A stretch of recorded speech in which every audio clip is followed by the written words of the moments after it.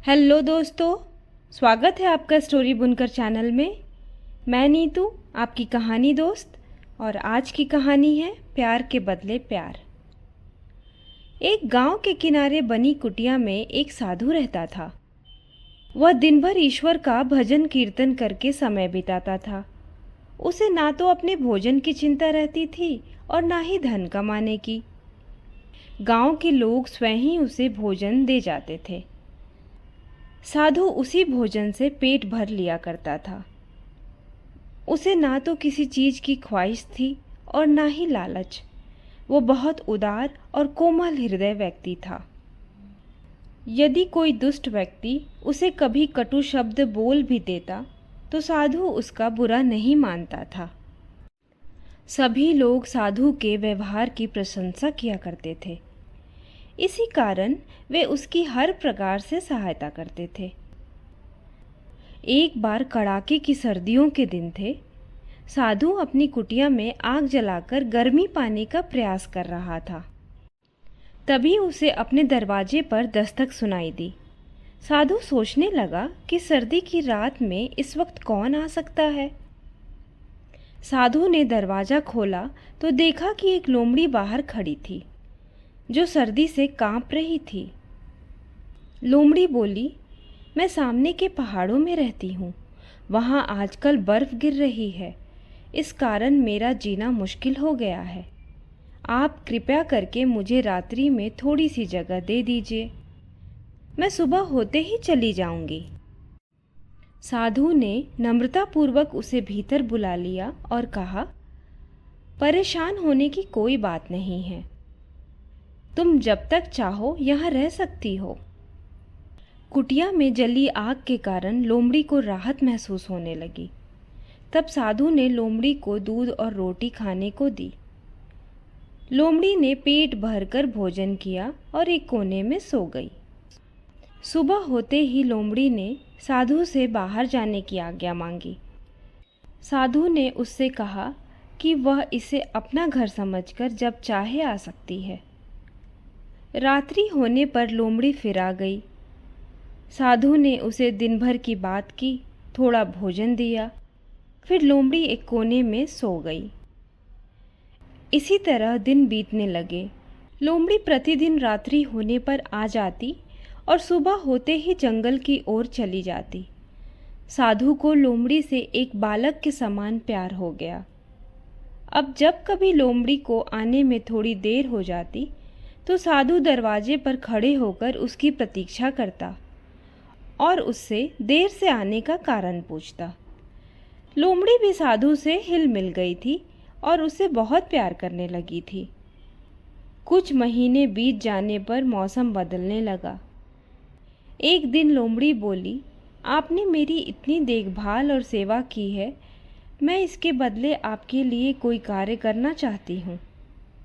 साधु ने कहा, मैंने तुम्हारी देखभाल करके तुम पर कोई उपकार नहीं किया है। यह तो मेरा कर्तव्य था। इस तरह की बातें करके तुम मुझे शर्मिंदा मत करो। लोमड़ी बोली, मैं किसी उपकार का बदला नहीं चुकाना चाहती। मुझे आपके साथ रहते रहते आपसे प्यार हो गया है। इस कारण मैं आपकी सेवा करके स्वयं को गौरवान्वित महसूस कराना चाहती हूँ। मेरी हार्दिक इच्छा है कि मैं आपके काम आऊं। साधु को लोमड़ी की प्यार भरी बातें सुनकर हार्दिक प्रसन्नता हुई। वह खुशी से गदगद हो उठा और लोमड़ी के सिर पर हाथ फेरते हुए बोला, मुझे ना तो किसी चीज की आवश्यकता है और ना ही कोई विशेष इच्छा है। गांव के लोग कुटिया में मेरा भोजन पहुंचा जाते हैं। मेरी बीमारी में वो मेरा ध्यान रखते हैं। मुझे और क्या चाहिए। लोमड़ी बोली, यह तो मैं जानती हूँ। इतने महीनों तक आपके साथ रहकर आपकी आत्मसंतोष की प्रवृत्ति को मैंने अच्छी तरह देखा व सीखा है। फिर भी कोई ऐसी इच्छा हो जो पूरी ना हो सकी हो तो बताइए, मैं उसे पूरा करने की कोशिश करूँगी। साधु कुछ देर सोचता रहा, फिर सकुचाते हुए बोला, यूं तो जीते जी मुझे किसी चीज़ की आवश्यकता नहीं है। फिर भी कभी कभी सोचता हूँ कि मेरे पास एक सोने का टुकड़ा होता जिसमें से कुछ मैं भगवान को चढ़ा देता और कुछ मेरे मरने पर मेरे क्रियाकर्म में काम आ जाता। मैं गांव वालों की कृपा का बदला अपनी मृत्यु के बोझ से नहीं देना चाहता। लोमड़ी साधु की बात सुनकर बोली, बस इतनी सी बात है बाबा, इसमें आप इतना सकुचा रहे थे? मैं कल ही आपके लिए सोने का टुकड़ा ला देती हूँ। साधु ने कहा, मुझे कोई भी ऐसा सोने का टुकड़ा नहीं चाहिए जो चोरी किया हुआ हो या किसी से दान में प्राप्त किया हुआ हो। लोमड़ी साधु की बात सुनकर सोच में पड़ गई। फिर बोली, बाबा, मैं आपके लिए ऐसा सोना लाकर दूंगी। इसके बाद लोमड़ी बाबा की कुटिया से हर दिन की भांति चली गई। शाम होने पर साधु लोमड़ी का इंतजार करने लगा, परंतु घंटों बीत गए, लोमड़ी वापस नहीं आई। साधु को लोमड़ी की फिक्र में ठीक से नींद नहीं आई। इस प्रकार कई दिन बीत गए, परंतु लोमड़ी नहीं लौटी। साधु के मन में पश्चाताप होने लगा कि उसने बेकार ही ऐसी वस्तु मांग ली जो उसके लिए लाना संभव ना था। कभी साधु के मन में यह ख्याल आता कि हो सकता है कि लोमड़ी कहीं से सोना चुराने गई हो और पकड़ी गई हो, फिर लोगों के हाथों मारी गई हो, या लोमड़ी किसी दुर्घटना का शिकार हो गई हो। साधु को लोमड़ी की बहुत याद आती थी।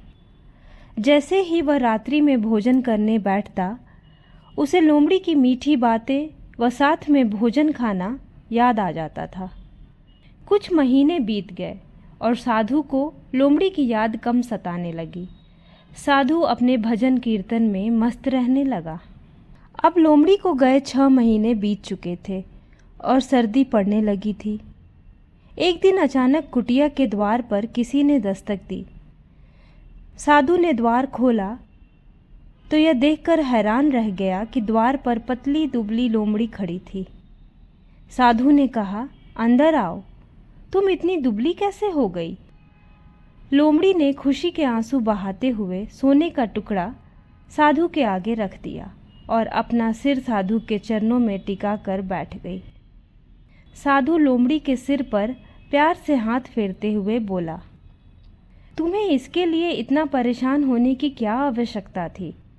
तुम नहीं जानती कि मैं तुम्हारे लिए कितना परेशान था। तुम मेरे बालक के समान हो।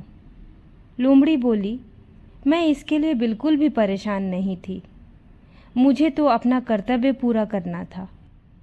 आपके प्यार की मैं सदैव ऋणी रहूंगी। यह मेरी छोटी सी भेंट आप स्वीकार कर लीजिए।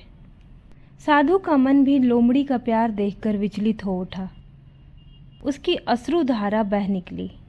वह बोला, लेकिन यह तो बताओ कि तुम इतने दिन थी कहाँ? यह सोने का टुकड़ा कहाँ से लाई? लोमड़ी बोली, जिन पहाड़ों पर मैं रहती हूँ उसी की दूसरी तरफ सोने की खान है। वहाँ पर खुदाई के वक्त सोने के कण गिरते जाते हैं। मैं उन्हीं कणों को इतने दिनों तक इकट्ठा करती रही। यह कहकर लोमड़ी साधु के पैरों में लोट लगाने लगी। साधु लोमड़ी को प्यार करते हुए बोला, तुमने मेरे लिए इतनी मेहनत की है, इसके बारे में मैं सबको बताऊंगा। लोमड़ी बोली, मैं नहीं चाहती कि मेरी छोटी सी सेवा के बारे में लोगों को पता चले। मैंने प्रसिद्धि के लालच में यह कार्य नहीं किया है। यह प्रेरणा मुझे आपके प्यार से मिली है। कल मैं जब यहाँ से चली जाऊँ, उसके बाद आपका जो जी चाहे कीजिएगा। साधु बोला, यह कैसे हो सकता है कि तुम्हारी इतनी मेहनत और सेवा को लोग ना जाने? लेकिन तुम यह नहीं चाहती तो यही सही। लेकिन अब मैं तुम्हें यहाँ से हरगिज नहीं जाने दूंगा। तुम्हें सदैव यहीं मेरे पास रहना होगा। लोमड़ी मान गई और पहले की भांति साधु के साथ रहने लगी। अब वह हर रोज़ सुबह को चली जाती और शाम के वक्त जंगल से थोड़ी लकड़ियाँ बटोर लाती ताकि बाबा की ईंधन की आवश्यकता पूरी होती रहे। लोमड़ी साधु बाबा के साथ वर्षों तक बालक की भांति सुख से रही।